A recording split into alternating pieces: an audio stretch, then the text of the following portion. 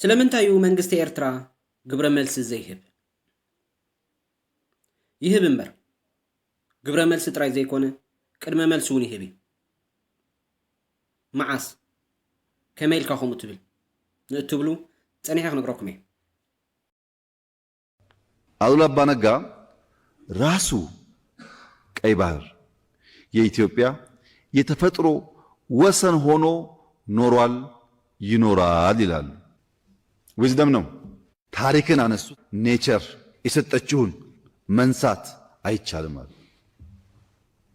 እዚህ ሁሉ ውስጥ ሊተነተን የሚችል ዊዝደም አለበት። ቀይ ባህር ለኛ ቅርብ ስለሆነ ይገባናል አላሉም። ራሱ ቀይ ባህር የኢትዮጵያ የተፈጥሮ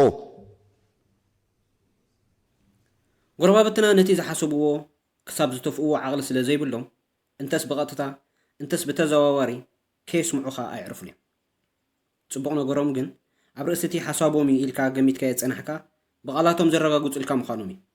ካብታ ዝብልዋ ዝሓልፍ ዓቕሚ ከም ዘይብሎም ከዓ ካልእ ተወሳኺ ዘረጋግጹልካ እዩ። እዛ ብዝተፈላለየ ሸነኽ ዶባታ ብዝዳወባ ሃገራትን ኣሸበርትን ዝተመንዝዐ መሬታ ከተምልስ ይትረፍ ሓሳብ ዘለዋ እኳ ዘይትመስል ኢትዮጵያ ገዚፍ ኮንካ ምርኣይ ሓያል ጸላዊትን ተጽዕኖ ፈጣሪትን ኮንካ ናይ ምርኣይ ሕሉፍ ዝምባለ ወይ ወልፊ ዘለዋ ኣብ ርእሲ ምዃና ንታሪኻን ንመጻእያን ብስምምዕ ክሳብ ዝመስል ንኹሉ ሰብ ዝኣምኖ ጠማዚዛ እተዘንቱን እትንበን ምዃና ዘይፈልጥ የለን። ያኢ ኣሉላ ኣባ ነጋ ብዛዕባ ቀይሕ ባሕሪ ዝበሎ ወይ ሃፀይ ሃይለ ስላሴ ኣብ ናይ ጭኮና ዘመነ ስልጣኑ ኣብ ገማግም ቀይሕ ባሕሪ ዝተሳእሎ መዛተይ ነጥቢ ወይ መካትዒ ሓሳብ ተቆፂሩስ ክዝረበሉ ርኢና። ንሕና ናትና ኣርካናት ኣለውና።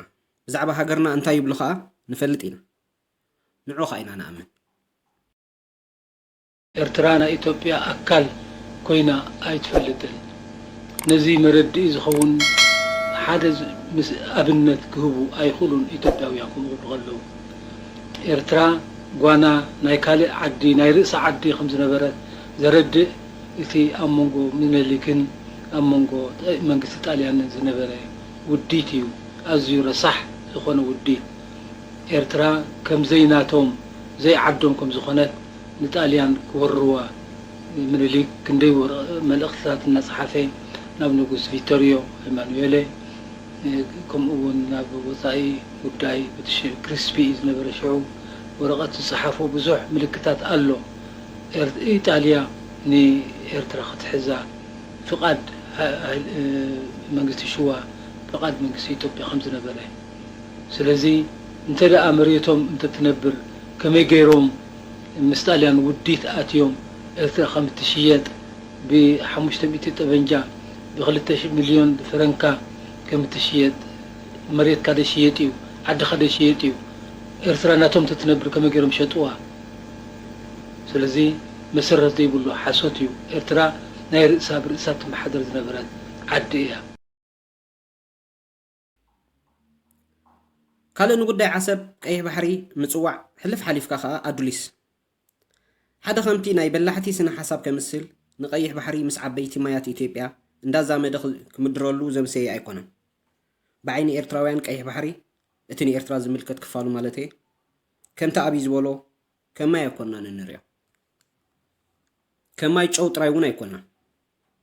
ብሓፈሻ ደም ናይቶም ኣብ ሙሉእ ኤርትራ ምእንቲ ኤርትራ ዝወደቑ ኣቦታትናን ኣባሓጎታትናን ብፍላይ ከዓ ናይቶም ኣብ ሳሊና ስግኦምን ደሞምን ብጨው ሳሊና ዝተበልዐ ኢና ንሪኦ። ንዓኻ ኣብዮት ግን ማይ ክኸውን ይኽእል እዩ።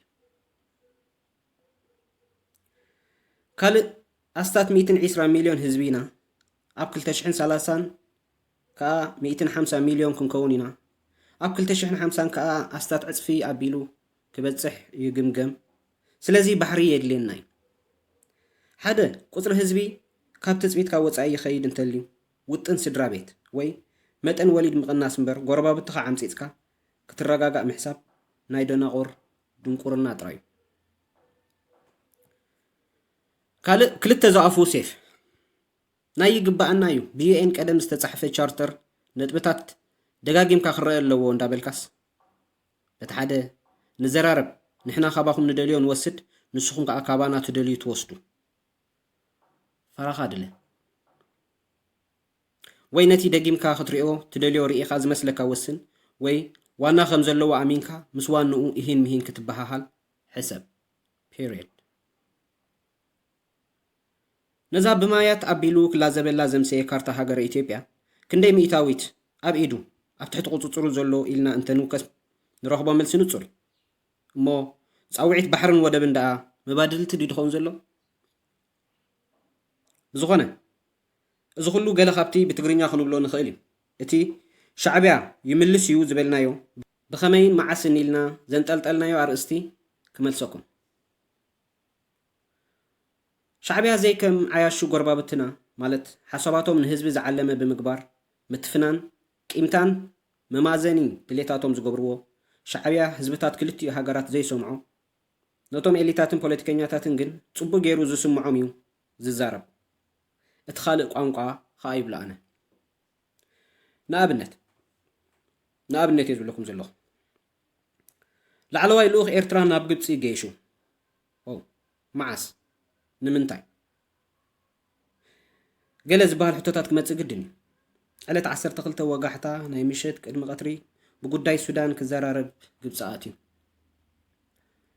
እዚ ንህዝቢ ከም ዘለዎ መልእኽቱ ሓበሬታታት እዩ ንዝምልከቶም ግን ኣብ ጀጅቦኦም ብጫ ካርድ ናይ ፈዳይን ከም ዝተለኣኸሎም እዩ ከመይ መስለኩም ንግብፂ ዝተኸይዱ ግን ብጉዳይ ሱዳን ድዩ እቲ ቀንዲ ዕላማ ዋላስ ምናልባት ነቲ ግብፂ ኣብ ቀረባ ርሕቀት ቀርና ኣፍሪቃ ኮይና ነቲ ጎረሮ እዩ ትብሎ ማይ ክትሕሉን ክትከታተልን ብምድላይ ንመንግስቲ ኤርትራ ደጋጊማ ተሓቶ ሕቶስ ንምዝኽኻር እዩ እንድዒ እዝግዋንኡ እዚ እዩ እቲ ካልእ ቋንቋ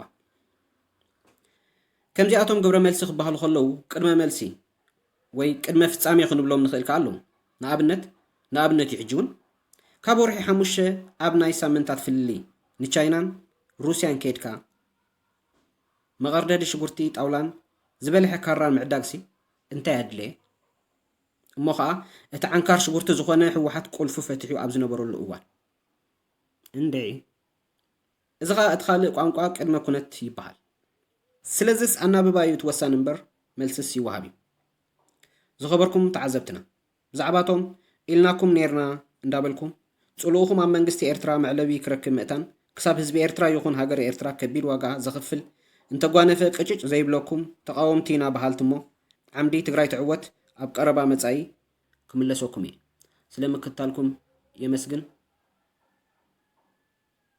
ሰላም ረኸበና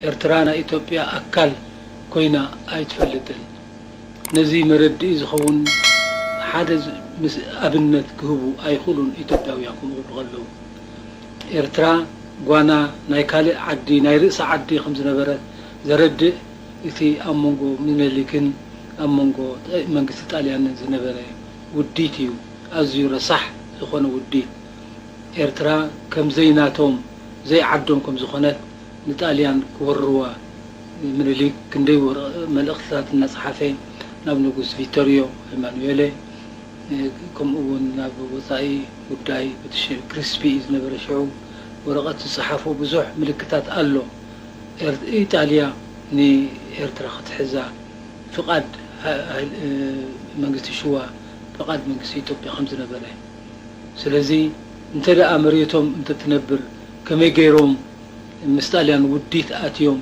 ኤርትራ ከም እትሽየጥ ብ500 ጠበንጃ ብ2 ሚልዮን ፍረንካ ከም እትሽየጥ መሬት ካደ ሽየጥ እዩ ዓዲ ካደ ሽየጥ እዩ ኤርትራ ናቶም ተትነብር ከመይ ገይሮም ሸጥዋ ስለዚ መሰረት ዘይብሉ ሓሶት እዩ ኤርትራ ናይ ርእሳ ብርእሳ ትመሓደር ዝነበረት ዓዲ እያ ተራ ጉዳይ አይደለም እንኳን በዚህ ጉዳይ በስንት ቀበሌ እንጨቀጨቀል እንደኛ በማይረባ በሚረባ ቁም ነገር ስለሆነ ቢያንስ እንወያይበት አለበለዚያ የኢትዮጵያን ኤግዚስተንስ አደጋ ውስጥ ያስገባል የሚል ሐሳብ አለው አሁን እኔ የምነግራችሁ እንደ ፓርላማ አባል እንደ ብልጽግና አባል ምናምን አይደለም አገሩ እንደሚወድ ዜጋ እና ሪስፖንሲብል እንደሆነ ሰው ምነግራችሁ ይሄ ግን የአገር ጉዳይ ስለሆነ ልጆች ምናምን ያው ትውልድ ይገደዋል ሁላችሁም ስለሚገባችሁ የፖለቲካ ጉዳይ አይደለም ብዬ ነው እና እንደፈለጋችሁ ማየት ይችላልላችሁ እኔ በዓለም ላይ ለመናገር በጣም ልበ ሙሉ ነኝ ምንም የማንንም ትርፍ አልፈልግም የሚገባ ነገር በንግግር ብዬ የማስበው ነው። ግን ስንወያይበት ሞር ዳታ፣ ስንወያይበት ሞር አማራጭ መንገድ፣ ስንወያይበት ሞር የተሻለ ጊዜ ምርጫ እናገኛለን። ውይይት ከቀረስ ጥቂቶች ትክክል ነው ብለው ሮንግ ነገር ሊሰሩ ይችላሉ። አብዛኛው የንግድ ችግራችን ለምሳሌ ወደብ የምንከፍለው ገንዘብ እኛ ወደብ ቢኖረን በየሁለት ሶስት ዓመቱ የወደብ ክራይ ክፍያ ብቻ ህዳሴን ይሰራል፣ ማዳበሪያ ፋብሪካ ይሰራል። ወፎቹ ገብቷቸዋል ከላይ ተፈጥሮ ማየት ኢምፖርታንት ስለሆነ። ሁለተኛ አክሱማይት ኪንግደም፣ ይሄ እስካሁን ማውራችሁ ከታሪክ አንጻር ነው። አባቶቻችን ምን አሉ፣ እንደገና ሂስቶሪካሊ ምን ፋክት አለው የሚለውን ለማሳየት ነው። አክሱማይት ኪንግደም የሚባለው የምታዩት ማፕ ነው። ወደዚህም ይዞራል አይታችሁ ከሆነ በዚህ ሳይድ ሙሉና በዚህ ሳይድ ሙሉ ቀይ ባህርን ኦልሞስት አብዛኛውን ፓርት የሚቆጣጠረው አክሱማይት ኪንግደም ነበር። በመደመር ትውልድ ላይ ለቀይ ባህር ስንቀርብ እና ስንርቅ የሚለው ቤዝድ ኦን ዲስ ነው። ዝም ብሎ አይደለም፣ ቤዝድ ኦን ታሪክ ነው። የቀረብን ጊዜ የአክሱም ኪንግደም ተብለን ከዓለም ካሉ ጥቂት ኪንግደሞች አንዱ ነበርን። 10 ከነበሩ ኃያላን አንዱ ነበርን። 20 ከነበሩ አንዱ ነበርን። ስንርቅሳ እና ይሄ ምንም ሎጂካል ነው፣ ምንም ችግር የለበትም ለማለት ነው። ዋናው ችግር የሚመጣው እንዴት ነው የምንቀርበው ነው። 120 ሚሊዮን ስለሆንኩ ጉልበት ስላለኝ መከላከያ ስላለኝ አየር ስላለኝ ሰው ደብድቤ ገድዬ ነው ወይ የምቀርበው ያላችሁ እንደሆነ እንደዛ ማድረግ የለብንም። በግድያ በጦርነት መሆን የለበትም።